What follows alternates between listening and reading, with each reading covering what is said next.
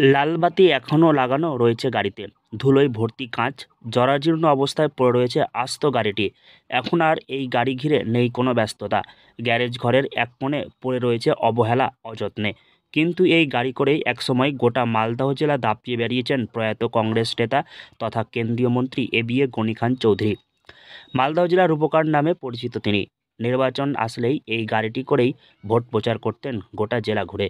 গনি খান চৌধুরী সাহেবের মার্সিটি এই গাড়ি গাড়ি করে কি উনি ওই বিভিন্ন জায়গায় ঘুরতো সাহেব গনি খান চৌধুরী।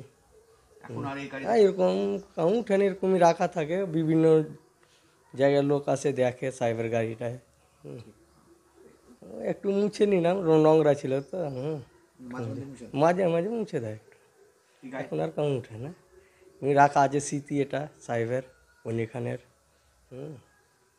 জেলার সাধারণ মানুষের কাছে পরিচিত ছিল গাড়িটিও। দূর থেকে দেখেই চিনে ফেলতেন সকলে। তাই তো তিনি যখন এই গাড়ি করে রাস্তায় বের হতেন, দুই ধারে প্রচুর মানুষ জড়ো হতো। বরকত সাহেবের মৃত্যুর পর এই গাড়িটিতে আর কেউ চড়েননি।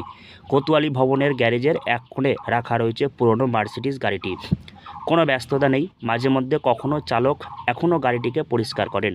এই গাড়ির সঙ্গে জড়িয়ে রয়েছে বরকত সাহেবের নানান স্মৃতি, ভোট প্রচারের কাহিনী। 1980 সাল থেকে শুরু। টানা 8 বারের সাংসদ ছিলেন প্রয়াত কংগ্রেস নেতা এবিএ গনি খান চৌধুরী। রাজনৈতিক বিভিন্ন কর্মসূচি অংশগ্রহণ করতে একমাত্র এই গাড়ি ছিল তাঁর ভরসা।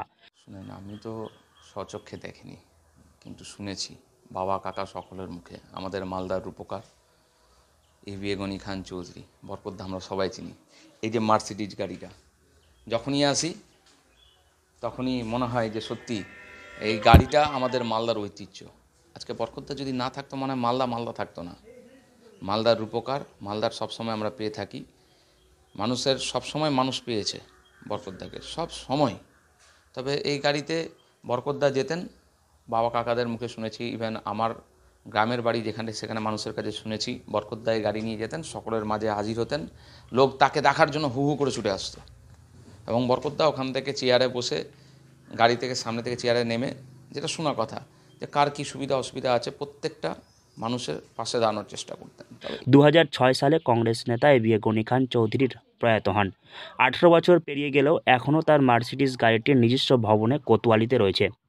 এখনও কংগ্রেস কর্মী নেতৃত্বরা যখন কোতোয়ালি ভবনে আসেন, বরকত সাহেবের গাড়িটি দেখে যান। বহু সাধারণ মানুষ এখনও কোতোয়ালি ভবনে আসলে এই গাড়িটি দেখেন। তবে বর্তমানে গাড়িটি রক্ষণাবেক্ষণের অভাবে বেহাল অবস্থায় পড়ে রয়েছে, যার জন্য জরাজীর্ণ হয়ে গিয়েছে গাড়ির বিভিন্ন যন্ত্রাংশ। ধীরে ধীরে নষ্ট হয়ে যাচ্ছে গাড়িটি।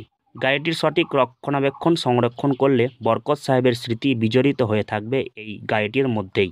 মালদহ থেকে হরজিৎ সিংহ, লোকাল 18 বাংলা।